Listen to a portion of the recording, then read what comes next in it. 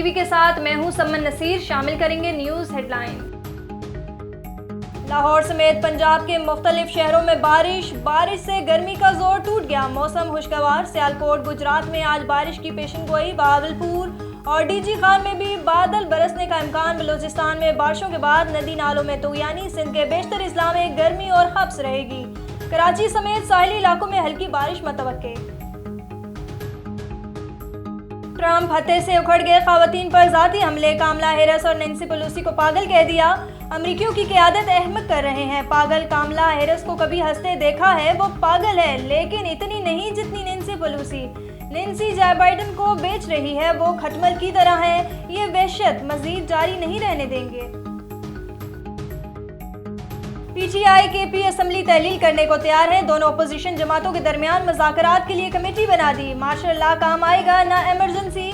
मामलात हाथ से निकल चुके। निगरान सेटअप का तस्वुर खत्म किया जाए। पीटीआई के साथ ताल्लुकात मामूल पर ला रहे हैं। बानी पीटीआई समेत सियासतदानों पर मुकदमात नहीं बनने चाहिए। एस्टेब्लिशमेंट इलेक्शन से ला ताल्लुक हो जाए, सब ठीक हो जाएगा।